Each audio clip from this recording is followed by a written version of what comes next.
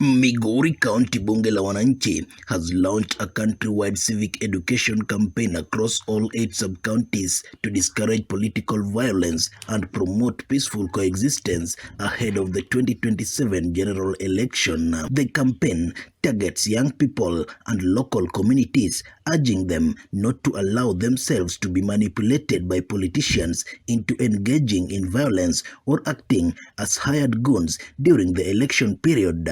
Ile ufurugo ambayo watu wanatokea wanavamia wanasiasa ambao wana campaign kwa njia yoyote hatutaki. Hasa hapa Migori County hatutaki kuona vijana wanaenda na mapanga na marungu kuvamia mwanasiasa ama mtu yoyote. Tunataka kila mwanasiasa awe ana campaign kwa amani kwa ile yote ambayo anataka. Hajahimizwa na mtu kwenda kufanya vitu kama hizo. Nyinyi vijana na washauri kwamba muachane kutumiwa vibaya. Hawa watu mwisho wa siku wanakutana huko, wanakula vizuri pamoja na wakati wazazi tunalia hapa. So mimi ningependa kuwahimiza kwamba watoto wetu na wasii msikubali sasa hivi kutumiwa vibaya. Tumekataa maneno ya goonism. Any politician who will recruit our fellow youths as a goon, we will never attend your political rallies. If you want a goon, recruit your child.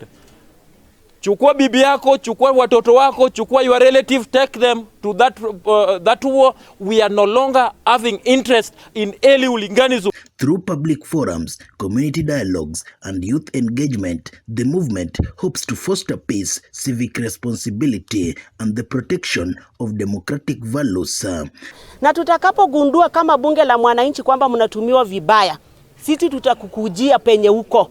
Hatutakubali ujinga ufanyike kwa watoto wetu. Sasa hivi tumekataa kama bunge la wananchi, tumekataa hiyo kitendo, tunakilaani. Tunataka amani ikue katika nchi yetu ya Kenya.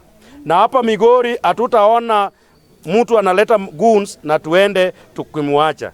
Ukileta goons, sisi tutakuja tutakupokea na tutakuhand over kwa serikali uende kwa jela. During a tour of Kuria East Sub-County, members of the movement also inspected several development projects. They maintained that Bunge la Wananchi is a non-partisan civic movement that does not serve the interest of any politician in Migori County. They challenged all elected leaders to prioritize development and fulfill their promises to the electorate. Bunge la Wananchi Migori County, we are non-partisan. We will never dance the tune of somebody's campaign. We don't campaign for governor. We don't campaign for member of parliament or MCA. We are non-partisan. Any development which is still lacking in the county government or any area, we will push, we will advocate for the people, for them to get better project that can better their life. So sisi tumekataa, we are not out to campaign for anybody. Despite describing themselves as non-partisan at the county level, the group publicly declared its support for President William Ruto, pledging to back his bid for a second term in office during the 2027 general election. Tunataka kuona serikali inatufanyia kazi kwa njia gani, governor anatufanyia kazi kwa njia gani, wabunge wanatufanyia kazi kwa njia gani. Sahi we are supporting broad-based government because tunaona matunda ya broad-based government in Nyanza. Hatukuwa naona lami, hatukuwa naona affordable houses. Even Ruto is late. We ought to have received Ruto long time ago. Angekuja mapema sahi Kenya tungefinka Singapore mapema sana. Lennox Odede reporting for Ndizi TV Africa from Migori County.